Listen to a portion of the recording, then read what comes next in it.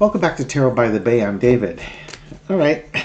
Saw a comment today and then confirmed by looking in the news. Louis DeJoy, our Postmaster General, the one whose name nobody should know because one should never know the Postmaster General's name. No offense to any previous Postmaster Generals or future ones. But it's kind of one of those positions that somebody gets appointed to, and then you should never hear about them again. They should just do their work, make the post office great again, or whatever slogan you want to throw in there. And, as long as their mail is getting delivered, it's not getting lost. I don't know, ballots are being delivered on time. You're not taking apart mail sorters and things like that during a pandemic, during an election year. It's all good. Well, Louis DeJoy announced that he will be stepping down from his position and let the Board of Governors know that they should start their process of finding his replacement. Ding dong, the witch is dead. I did do a reading on Louis DeJoy a couple of months ago. And in that reading, it looked like Trump was going to replace him maybe with somebody younger, but basically, time for a new quid pro quo. That Louis DeJoy has done his quid pro quo, and now Trump wants some fresh meat in there. So Mr. DeJoy can go back to his shipping company, his day job, and make his millions and live the life of luxury that he is accustomed to. Goodbye, good riddance. God, I hope his replacement isn't even worse. Now, that being said, I don't believe Donald Trump gets to name his replacement. The Board of Governors they certainly get to add and remove a new Postmaster General. I'm assuming Donald Trump gets to influence the decision who gets nominated, but he can't install that person. But, given his newfound ignoring of all laws and such, maybe he tries to install somebody anyways. So, for a reading that not many people are going to care about, let's read about the current situation with Louis DeJoy. Why is he stepping down? And then try and get a vibe on who might replace him. Okay? Entertainment purposes only for this reading. Let's see what insights we can gather from throwing cards. Current situation is the Nine of Wands with Louis DeJoy. Yeah, he's announced that he's stepping down. Now just waiting for the replacement. I don't know if he's stepping down at the end of the year. It's probably in 2025. I'd actually look up this story, but I'm too freaking lazy to do it. I care that little about this man. He's been there for 5 years, and it's been a battle for the 5 years. What are you crossing this with? Trump's plans for a new person to come in. So I think... there's plans for the future. There are plans for the future. Whether these are Louis DeJoy's plans or somebody else's plans, there are plans for the future. What's interesting, though, is the King of Swords underneath it. It's like the decision was made for him. Either, this could be Louis DeJoy, like, looking down the road, like, oh, crap, I see what's coming, and I don't want to be on that end of it, type of thing. Like if there was a special prosecutor coming down, and he's like, yeah, it's time to skedaddle, while the getting's good, type of thing. That's curious. Let's see where this goes. It's that, or, he's done as much as he can do. It's now time to cut bait and fish on. That could be another vibe for that. My deck's got upside down cards in it. Yeah, it sure does. Okay. I don't read reversals. Reversals are part of the energy. But if we're going to read that as a reversal, right after I said I don't do that, it's the Ace of Pentacles. He was a big donor of Trump, and he got in that position, and it could be that,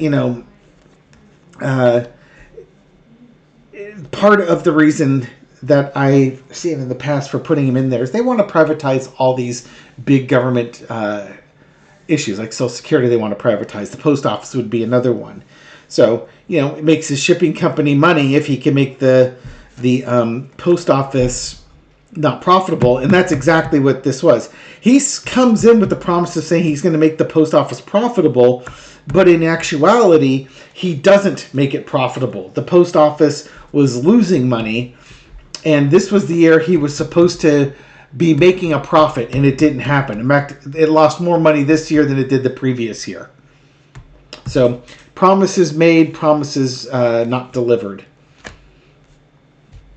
Because of that, he's now announcing he's moving on. In the end of the day, he just didn't get the job done. He promised to do something, he didn't get it done. He's announcing he's leaving. Overarching energy, this could be as simple as that he's not competent at the job. He thought he could make a difference, and he didn't. Could be something as simple as that. Lesson to be learned is the Queen of Cups. There's some secrets going on. There's some quiet hush talk in the background he was probably privy to. Yeah. He certainly didn't deliver on that. Maybe he knows something that's going on in the background. But I think in the end of the day, if his job was to sabotage the post office, he did a good job of it. I think, again, you've got like your Pony Express delivering the mail. I think he's going to go back to his shipping company, and he's going to be much wealthier for it because of this experience with the post office and causing the post office to lose money. Because if the post office loses money, one of a number of things can happen. One, they could say, oh, we need to privatize the post office because it lost money. Two, they could say, wow, we had this really wealthy businessman who knew shipping come in and instituted all sorts of cost-cutting measures and efficiency measures, and they still couldn't make money. They lost even more money. What an antiquated system. It needs to be gotten rid of and privatized. Torpedo, sabotage. Or by making the post office lose money, the post office is going to have to raise rates, which makes its costs not as competitive against other shipping companies, which would cause people to leave the post office to go to other shipping companies, thus undermining the post office. Or any combination of the above. He's gone in there, he's done his damage, he's now leaving.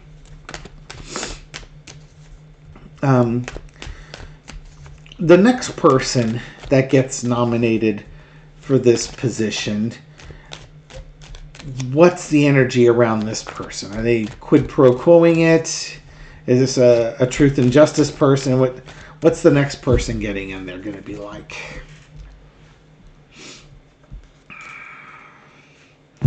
The Emperor. I mean, Trump's putting him in. Oh, jeez. Cross the Knight of Pentacles. I think this. If this is either a very strong personality coming in to help with the money issues, that would be the idealistic reading. But honestly, this is Trump coming in, wanting more fresh money coming in from the post office. Remember, Louis DeJoy was a huge donor to Donald Trump. So I think Donald Trump, in an effort to make even more money, is going to bring somebody in who's offering him more money. Underneath all the Five of Cups. Now, I literally just rewatched my video from 2 months ago, and this card was in it. When I asked about, is Donald Trump going to replace DeJoy? And there's that disappointment card again. It's like DeJoy was out there to do a job, and he didn't quite get it done. He got some stuff done, but he didn't get it all done. And so I think Trump's ready for some fresh donations coming in there. What's the next person going to be like? Okay, so there's anxiety here.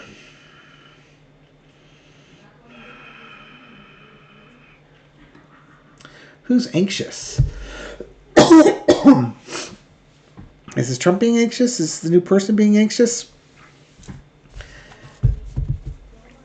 The job, certainly the job of the postmaster is not easy. This is not an easy job to do, but that doesn't drive Donald Trump. But there's some anxiety in the past that maybe stuff didn't get done the way he wanted it done, which is why there's a problem here. So this is going to be part of an ongoing plan of Trump, somebody who's going to carry out Trump's plans, whatever those plans might be. Overarching energy is the ending card, the death card. It's probably, again, somebody, I think he wants somebody in there who's going to do what he tells him to try and bring the post office down. I don't know what he has against the post office, but there you go. Again, oligarchs want this privatized so they can take it over. Yeah, the lesson to be learned is the government here. Yeah, I think this is just, they want to bring an end to this as a government agency.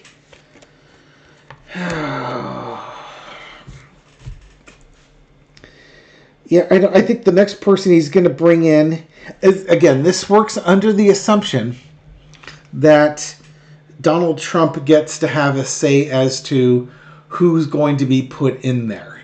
You know, there are Republican-nominated governors on this board. And I thought at this point the Democrats should outnumber the Republicans. It may not be the case, because I know Mitch McConnell is up to shenanigans there. If the Three of Swords means what I think it means, this next person's just going to be won't keep their oath to run the post office well. On a positive note, if Trump were to install somebody, maybe they don't do what Trump wants them to do. But, you know, given the birds that fly and flock with Donald Trump, I can't picture a scenario where that's the case. It would only be the case if, like, the Democratic governors got somebody who actually knew what they were doing and were trying to do the job properly. Okay.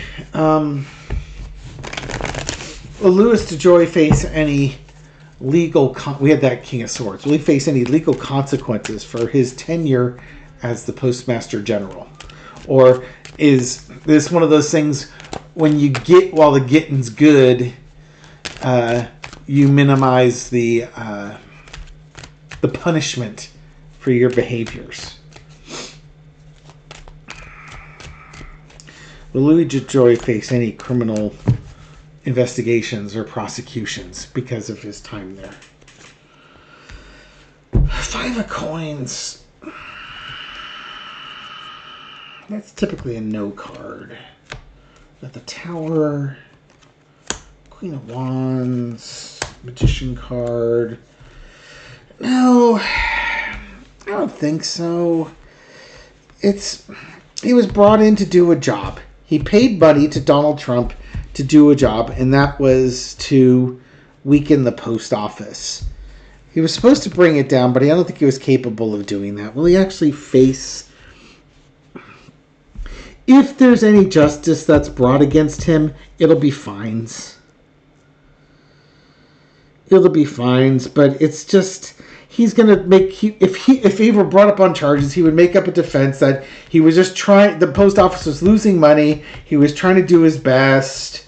And, you know, just stuff happens. You can't really do it. I don't think he'll...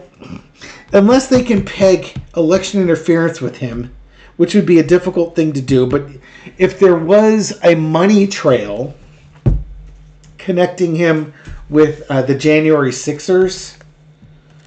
You know, because, again, the stuff that DeJoy was doing was prior to January 6th. So his shenanigans were happening in the spring and summer and fall. And the insurrection happened in winter. It would be one of those string models like you see on the TV crime shows where they're connecting people on there. I would think that DeJoy would be isolated from that. Maybe a different question. Will DeJoy be brought forward to testify in front of Congress or in front of a judge with regards to his tenure as the Postmaster General? It's a better way. He may not face. Maybe it's like this could be one of the things where he gets immunity, that kind of deal. But will he be brought forward to testify either in front of Congress, which I think he's done before, and the dude was just absolutely obnoxious, or in front of a judge? Little four-carder. We'll wrap it up here. Way more energy than I want to give Mr. DeJoy. He may not have a choice. I think there's a subpoena coming up in his future here. And it might be a nearer future than a further future. Okay. Oy. Yeah, I think I'm asking about that. I don't know what I'm getting here. This could be that he's stuck. Trump doesn't want him in there anymore. He's done the job. Now Trump wants to get rid of him quickly and replace him with somebody else. That could be that. But if I answered the question I asked, would he have to testify in front of a judge? I think he would be forced to. Almost like if he pleaded the fifth or took a plea deal. And this would be like the plea deal. No, you don't have to worry about it as long as you testify. And the testimony could be done... this is like a deposition. Having to talk like over Zoom or something like that. There's a deposition here where he has to tell the truth about what's going on with Trump. I wouldn't be surprised. I would say, tentatively, I would say yes. I would say yes. I think that there's going to be some deposition that he's going to have to give in a court case. He might be given immunity so that he could talk freely. If there were... If they looked at election interference in the 2024 election and how the vote swapping went and stuff like that, and the story, the narrative starts increasing out and brings in the 2020 election, you could give this guy immunity to discuss what instructions he was given to interfere with the 2020 election, so that you're completing the narrative in the story, so that the non-MAGA right wing will understand just how far back the conspiracy goes and how many people were involved in it. The MAGA ones aren't going to believe it. They just won't. They never will. They're pretty much a lost cause. But you're looking at non-MAGA conservatives, the ones that watch Fox News and think that Fox News is still being honest and forthright with them, and don't realize that that Fox News is highly edited and slanted, and care that they're not being given the whole information. The MAGA folks, they don't care. That's the difference. MAGA folks don't care. Conservatives care, but they haven't put it together that their news sources haven't been honest and forthright with them. And had they had all the honest and truthful information, their actions may have been swayed to do something differently. That's kind of a Pollyanna way of looking at it. My apologies for those people throwing stuff at your computer screen right now. But there are some folks out there that, there'll be some. And again, it's to complete the narrative. And the reason why you want to complete the narrative is that this is what history is going to be about. It's not so much for changing the 2024 election, or that it's going to be for our kids, our grandkids, our great-grandkids to learn about this time and how much the corruption spread out, so that they have the understanding, so that they aren't denying it when they read through it, because to them it's going to be the factual history of the United States during this period of time. That's why his testimony will be important. Okay? We'll leave it here. Thank you very much for watching this video, supporting my channel. I do appreciate it. This reading is for entertainment purposes only, but I hope you found it insightful, and I'll catch you on the next video. Take care.